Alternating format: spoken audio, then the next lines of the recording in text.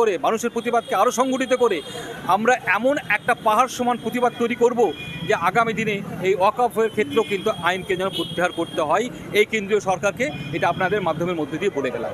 বিজেপির এখন একটা বাড়বাড়ন্ত সময় চলছে, সে কারণে ধরাকে সরাগান করছে, মোদিকে মারিবে যে বাংলায় বাড়িতেছে। আমাদের এই ভারতবর্ষের শাসন ব্যবস্থাতে বিজেপি এসছে সেদিন থেকেই গোটা মানব সম্প্রদায়ের উপর একটা অভিশাপ নেমে এসছে।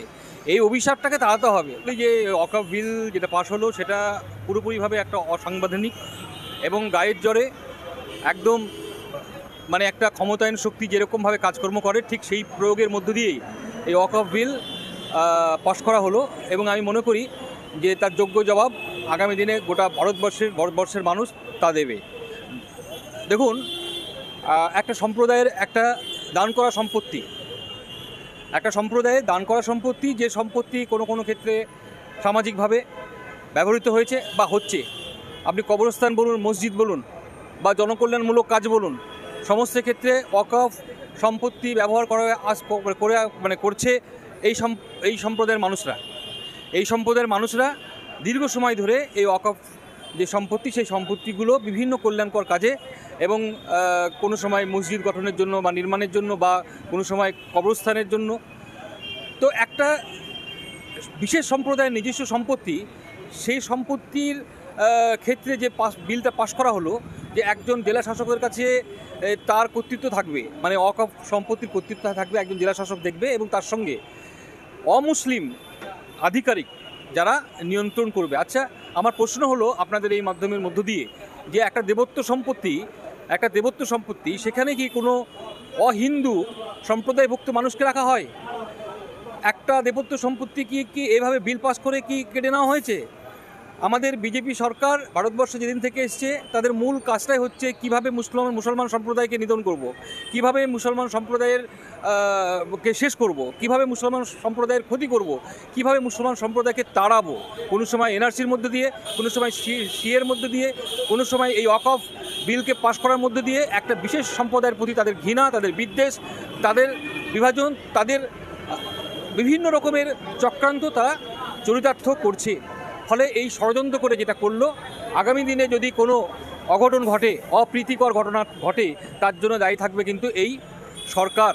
এবং তাদের মূল উদ্দেশ্যই হচ্ছে যে বিশেষ করে বাংলাতে এই ধরনের ওয়াকফ সম্পত্তি বিলের পাশের মধ্য দিয়ে যেটা তাদের মূল কাজ হচ্ছে একটা খুব পরিকল্পিতভাবে এবং কৌশলে একটা দাঙ্গা বাঁধিয়ে মানুষের মধ্যে বিদ্বেষ এবং বিভাজন তৈরি করা। কিন্তু এটা আমার মনে রাখতে হবে যে বাংলাতে যিনি শাসন করছেন, বাংলার যিনি মুখ্যমন্ত্রী, তিনি হচ্ছে মমতা বন্দ্যোপাধ্যায়।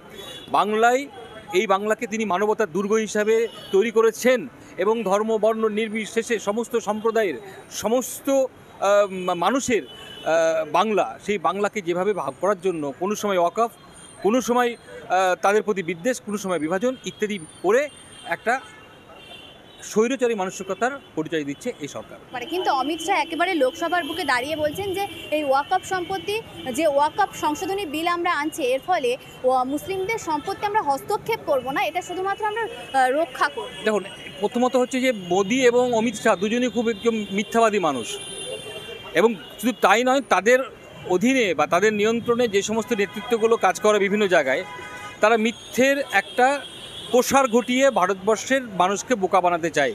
এক্সাম্পল হিসাবে যদি আমি বলি একটা কথা, ত্রিপুরাতেও এই যে একটা গত পরশুদিন একটা ঘটনা ঘটে গেল, অনেকগুলো চাকরিজীবী মানুষ, শিক্ষকের চাকরি গেল, এরকম ঘটনা কিন্তু ত্রিপুরাতেও হয়েছিল, আপনারা জানেন যারা সংবাদের সঙ্গে যারা যুক্ত আছেন। সেক্ষেত্রে বলেছিল যে বিজেপি সরকার, তখন তদানীন্তন সময়ে সিপিএমের সরকার ছিল, তো তখনও বলেছিল যে বিজেপি সরকার এলে পারে 8 না 9 হাজার শিক্ষকের চাকরি দেবে, তারা বলেছিল। এটা নিশ্চয়ই আপনারা কেউ ভুলেননি। কিন্তু তারপরে যখন তারা গেছিল চাকরি চাইতে, তখন তাদের ভাগ্যে জুটেছিল মার, লাঠি, চর, থাপ্পড়। ফলে এরকম ভাওতাবাজি কথা কোনো সময় লোকসভার অধিবেশনে কক্ষে, কোনো সময় বাইরে, একটা মিথ্যের সরকার, একটা অভিশপ্ত সরকার, এদের কাছ থেকে আপনারা কী আশা করবেন? একটা অভিশাপ যেদিন থেকে আমাদের এই ভারতবর্ষের শাসন ব্যবস্থাতে বিজেপি এসছে, সেদিন থেকেই গোটা মানব সম্প্রদায়ের উপর একটা অভিশাপ নেমে এসছে। এই অভিশাপটাকে তাড়াতে হবে। আমরা মনে করি যে বাংলা থেকে বিভিন্ন আন্দোলন চরিতার্থ হয়েছে। ব্রিটিশ সাম্রাজ্যবাদের বিরুদ্ধে সবচেয়ে যদি লড়াই করে থাকে তাহলে বাংলার বিপ্লবীরা। আবার ঠিক তেমনিভাবে ওই মোদিকে মারিবে যে বাংলায় বাড়িতেছে। অতএব আপনারা প্রস্তুত থাকুন বন্ধুরা, আপনাদেরকে উৎখাত করার জন্য একজন মানুষই যথেষ্ট, তার নাম হচ্ছে মমতা বন্দ্যোপাধ্যায়। মিথ্যের সরকার, অভিশপ্ত সরকার বাংলার মানুষ চাইছে না, কিন্তু স্বৈরাচারী মানসিকতা নিয়ে যেভাবে মানুষের মধ্যে নিপীড়ন নিষ্পেষণ মানুষকে শোষণ করছে সেটা আমরা নিতে পারছি না। কেন্দ্রীয় মন্ত্রী কিরণ রিজিজু তিনি বলছেন মোদি যদি না থাকতেন তাহলে এই পার্লামেন্টটাও ওয়াকফ সম্পত্তি হতো। একদম আমি বলি একটা খুব প্রাসঙ্গিক কথা বলা হলো, সেটা হচ্ছে যে প্রথমত হচ্ছে যে একটা সম্পত্তি, ওয়াকফ সম্পত্তি, এই সম্পত্তিটা যে অ্যামেন্ডমেন্টে ছিল সম্ভবত বোধহয় 1955 বা 50 সালের বোধহয় একটা অ্যামেন্ডমেন্ট ছিল, সেখানে একটা বোর্ড আমাদের এই রাজ্যের বা অন্য কোনো রাজ্যের একটা বোর্ড ওয়াকফ বোর্ড দ্বারা পরিচালিত হতো।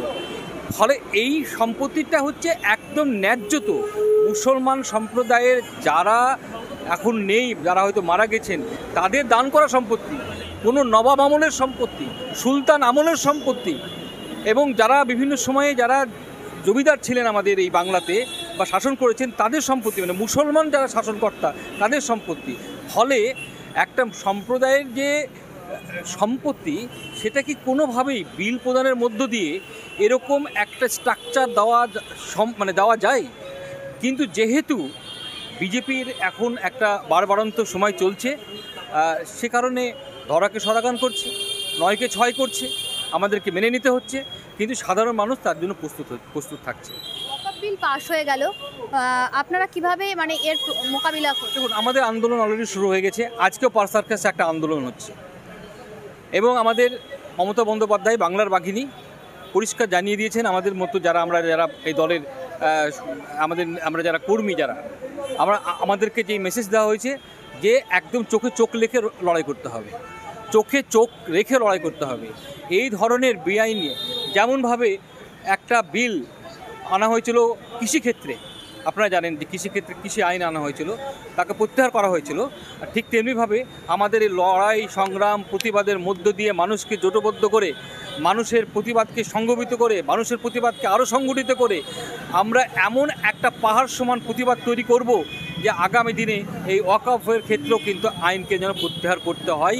এই কেন্দ্রীয় সরকারকে এটা আপনাদের মাধ্যমের মধ্যে দিয়ে বলে গেলাম। মোদী সরকার বারবার মুসলিম বা সংখ্যালঘু সম্প্রদায়ের ওপর এরকম আগ্রাসন মনোভাব কেন নিয়ে আসে? তার কারণটা হচ্ছে তাদের এজেন্ডা। ওদের এজেন্ডাতেই আছে যে এই ভারতবর্ষের প্রস্তাবনায় যে কথাটা বলা হয়েছে, ধর্মনিরপেক্ষ ভারতবর্ষ, সমাজতান্ত্রিক ভারতবর্ষ, সার্বভৌম ভারতবর্ষ, প্রজাতান্ত্রিক ভারতবর্ষ, তারা চাইছে ধর্মনিরপেক্ষ ভারতবর্ষ যেন আর না থাকে, এইটা যেন হিন্দু রাষ্ট্রে পরিণত হয়। তার জন্য তাদের এজেন্ডা মোতাবেক তারা এই বর্ষটাকে হিন্দু রাষ্ট্রে পরিণত করার জন্য, এবং শুধু তাই নয়, হিন্দুদের মধ্যে যারা উচ্চবর্গের যারা সম্প্রদায়ের মানুষ, তাদের রাষ্ট্র তৈরি করার জন্য তারা এই ধরনের অভিসন্ধি বা ষড়যন্ত্রে তারা লিপ্ত হচ্ছেন।